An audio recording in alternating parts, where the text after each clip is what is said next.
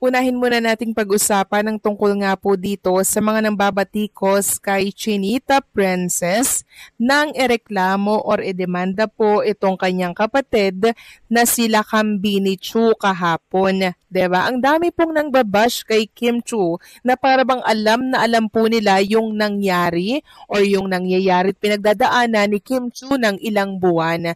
Sabi nga si dito ng isang account, daming nangbabash kay Kimi dahil sa pagdemanda niya kay Ate Lakam. Porke ba kapatid, basta-basta lang patawarin, kahit mabigat ang ginawa sa'yo, hindi madali sa kanya magdesisyon ng ganyan. Pero marami siyang isinaalang-alang, sana maintindihan natin.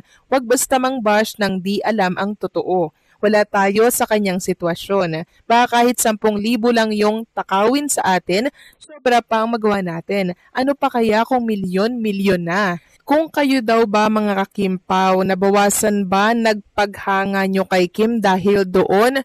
Sino yung nasa side ni Kim Chu? So ako para sa akin mga kakimpaw, sasagutin ko muna to ha. Hindi po nabawasan yung paghanga ko kay Chinita Princess, kundi mas lalo akong naawa at naging emosyonal para sa kanyang pinagdadaanan. Mas lalo pang akong humanga sa kanya mga kakimpaw. Kasi biruin nyo yun ha.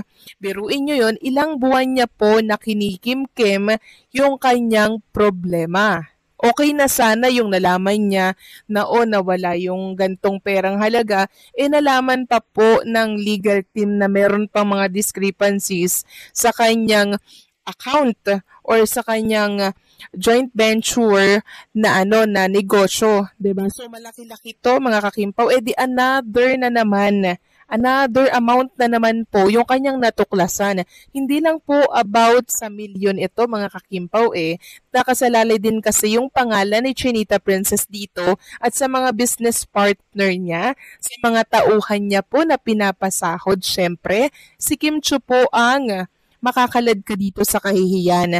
Kaya naman si Kim Chu, ginawa niya po talaga yung tama at nararapat. Accountability and transparency, mga kakimpaw. Kaya yung nangbabash dito kay Chinita Princess na kesyo kapatid daw si Ate Lakam, walang utang na loob mga kakimpaw. Alam nyo, napakahirap po. Napakahirap po kay Kim Chu na magsampa ng kaso sa kadugo niya. Katunayan po niyan, ilang beses pong nag-attempt itong side ni Kim Chu para ayusin po ito, pero wala pong nangyari bago humantong dito sa demandahan sa kasuhan. Nagkaroon muna mga kakimpaw ng ilang beses na pag-attempt na maayos ito, pero wala Kaya ano ba yung susunod na process? Di magdemanda na po. At base nga po sa napakaraming komento na mga nabasa ko dito sa social media, awang-awa sila kay Chinita Princess. Awang-awa sila and talagang sinasabi nila na bakit nagawa kay Kim Chu yun, gayong pinag-aral, tinulungan sila, bakit ganun pa yung naigante. Lahat sila mga kakimpaw, ang dami pong naawa kay Kim Chu. Siguro yung nagsasabi nito at binabash si Kim, yun yung mga bashers talaga. Katunayan po niyan, mas marami po talagang humanga kay Kim Chu dahil ginawa niya kahit mahirap sa kalooban niya yung tama. Ganon sana lahat, 'di ba? Ganon sana mga kakimpaw, meron siyang paninindigan. Labag sa loob niya to mga kakimpaw and syempre napakabigat nito sa kanyang kalooban. Hindi niya po yan kaya. Pero syempre, para sa transparency and accountability, ginawa niya mga kakimpaw. Ginawa niya yung nararapat. Kaya sa mga bashers dyan, deadman na lang natin dahil bashers yan for life. Okay? Samantalang next topic naman tayo. Pag-usapan natin mga kakimpaw, ang tungkol nga dito sa naging live na Sir Eric Jan Salot kagabi. Sa mga nagsasabi na baka AI yung video, hindi po mga kakimpaw. At sa mga nagsasabing luma na yung video na yun, baka nung time pa na walang Paolo, hindi din po. Bago lang po yung video na yon mga kakimpaw. At sinabi niya nga dun sa live na yon yung about sa pagsampa ng kaso ni Kim Chu kahapon kay Lakam, di ba?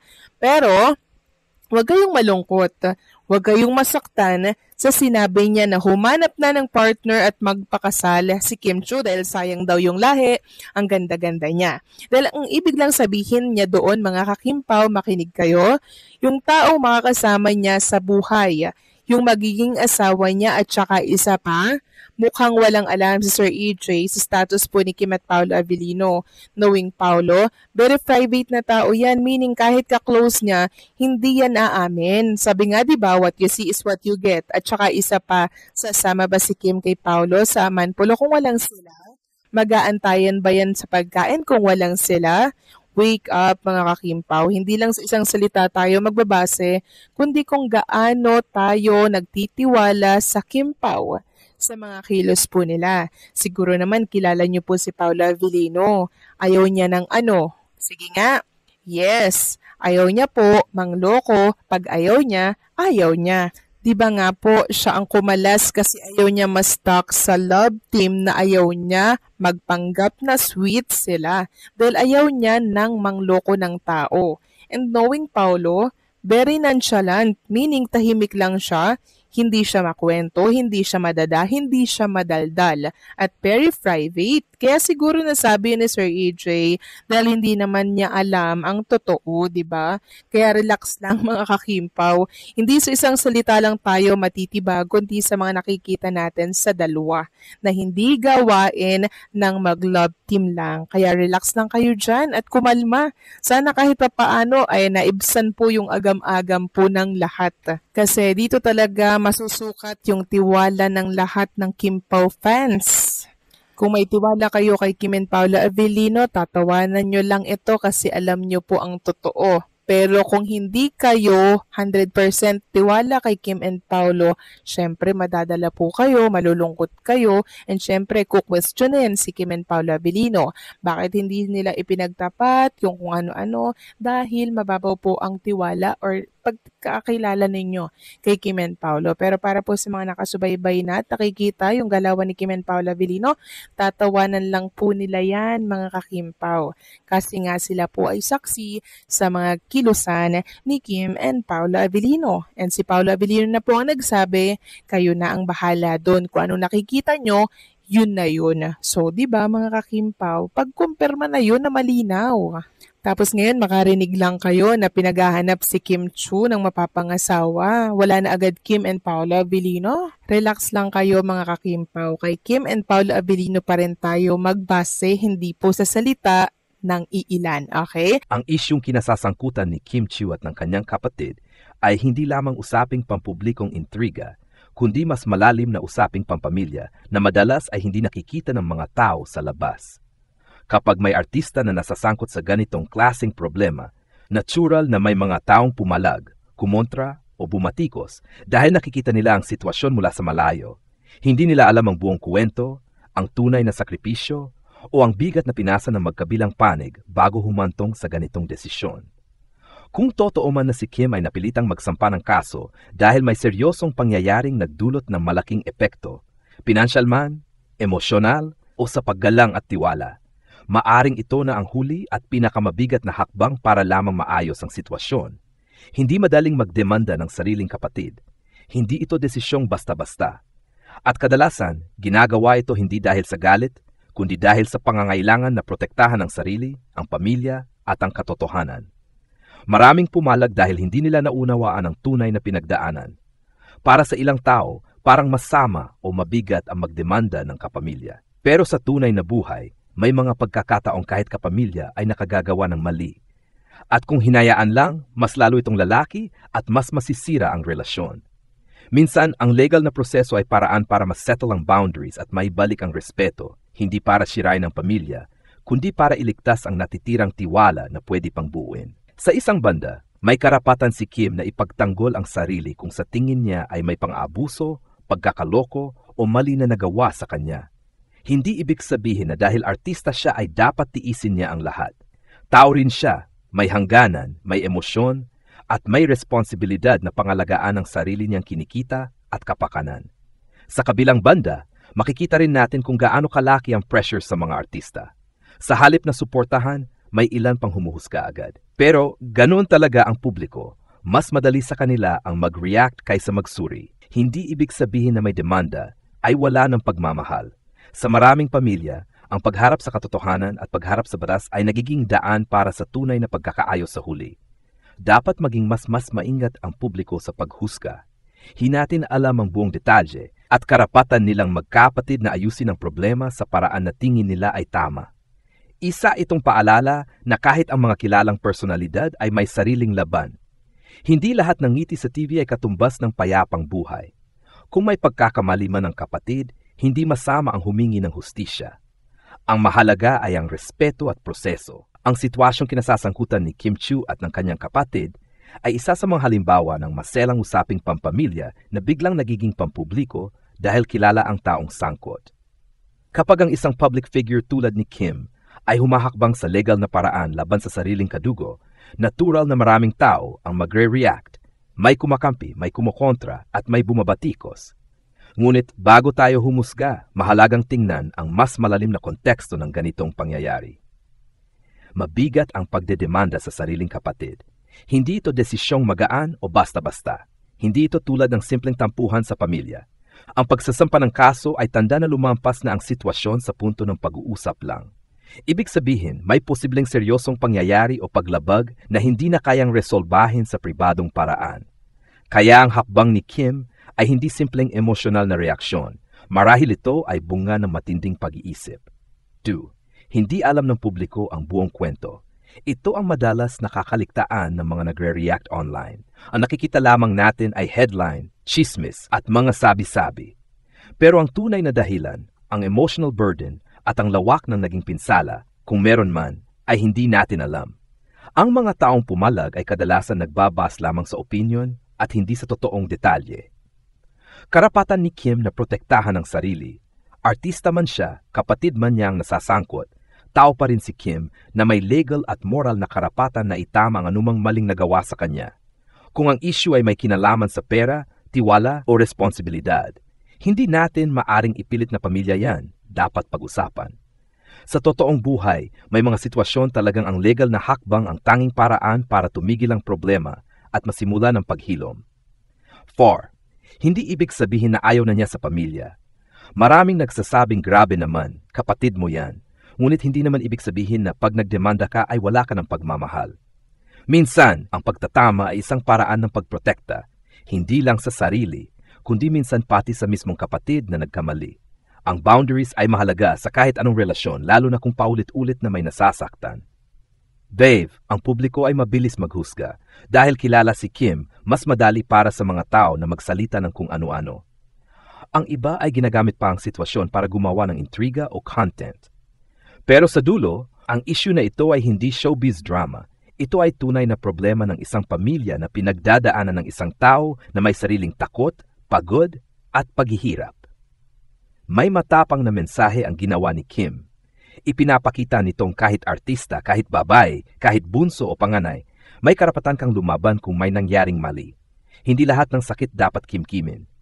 Kung minsan kailangan tumayo para hindi ka masanay na inaabuso o niloloko kahit pamula sa taong pinakamalapit sa iyo. Emotional burden. Ang paghahalo ng pamilya at pera tungkulin ay isa sa pinakakomplikadong problema kahit sa ordinaryong tao. Public pressure. Lahat ng kilos ni Kim ay sinusuri, kaya mas mabigat ang pasya niya. Possibility of reconciliation. Hindi imposible ang pag-aayos sa hinaharap. Pero minsan, kailangan munang dumaan sa proseso ng accountability bago magkabati. Reminder to the public. Hindi trabaho ng netizens ang manghusga sa buhay na hindi nila alam ang buong detalye. Sa ganitong sitwasyon, malinaw na mabigat at masakit ang pinagdadaanan ni Kim Chiu. Hindi basta-basta ang pagsasampa ng kaso laban sa sariling kapamilya, kaya makikita na hindi ito simpleng away o tampuhan lamang. Ang ganitong hakbang ay kadalasan huling opsyon kapag may pangyayaring hindi na kayang resolbahin sa personal na pag-uusap. Maraming pumapalag dahil hindi nila lubos na naunawaan ang buong kwento. Nagiging mabilis ang mga tao sa paghusga dahil artista si Kim at kilala siya, pero hindi nakikita ng publiko ang mga detalye, ang sakit, at ang bigat ng sitwasyon na posibleng pinagdaanan niya bago umabot sa puntong ito. Para sa akin, may karapatan si Kim na protektahan ang sarili, ang kanyang pinaghirapan at ang kanyang dignidad. Walang exempted sa accountability, kahit pakadugo. Kung may nagawang mali ang kapatid at seryoso ang naging epekto, hindi mali na gamitin ang batas bilang paraan ng pagharap dito. Hindi rin dapat tingnan ito bilang pagtalikod sa pamilya dahil minsan ang pagtama sa mali ay paraan din ng pagprotekta sa relasyon. Sa katotohanan, ang mga sugat na hindi inaayos ay mas nagpapalala sa hidwaan. Baka sa pamamagitan ng legal na proseso, mas malinaw ang boundaries at mas may tama ang mga pagkakamali. Sa huli, ang issue na ito ay hindi dapat gawing libangan o intriga ng publiko. Ito ay maselang usaping pampamilya na kahit public figure si Kim, nararapat na may respeto at pag-unawa pa rin mula sa mga tao. Ano pa ang maaring may dagdag sa balitang ito? 1. Ang issue ay refleksyon ng realidad sa maraming pamilya. Hindi lamang si Kim ang dumadaan sa ganitong sitwasyon. Maraming pamilyang Pilipino ang may mga alitan na nagsisimula sa pera, tiwala o responsibilidad. Ang kaibahan lang, sa kanila, hindi ito pumapasok sa balita. Ang kaso ni Kim ay paalala na ang problema sa pamilya ay hindi lumalampas sa kahit sino, kahit gaano kakasikat. 2. Pwedeng may matagal ng pinipigilang problema. Kapag umaabot sa demanda, hindi ito one-time incident. Maaring matagal nang naipon ang sama ng loob, paulit-ulit ang pagkakamali o malaki ang naidulot na pinsala. Hindi ito bigla ang desisyon. Marahil ito ay resulta ng taon ng pagtitiis at pagbibigay pagkakataon. 3. May emotional toll ito sa magkabilang panig. Hindi lang si Kim ang apektado, pati ang kapatid nila, ang kanilang mga magulang at ang buong pamilya. Ang problema sa pera o tiwala ay nagdudulot ng matinding stress, lalo na kapag nasa mata ng publiko. Sa ganitong sitwasyon, maraming emosyon ang involved. Galit, lungkot, guilt, pagtatanggol sa sarili at takot. 4. Posibleng maimpluwensyahan nito ang trabaho ni Kim. Kapag may personal na problema ang artista, tumatagos ito sa kanilang trabaho. May pressure sa image, sa public perception, at sa mental well-being. Ang mga ganitong pangyayari ay maaring magpabago sa pagtrato ng ibang tao sa kanya. May mas kakampi, may mas babatikos.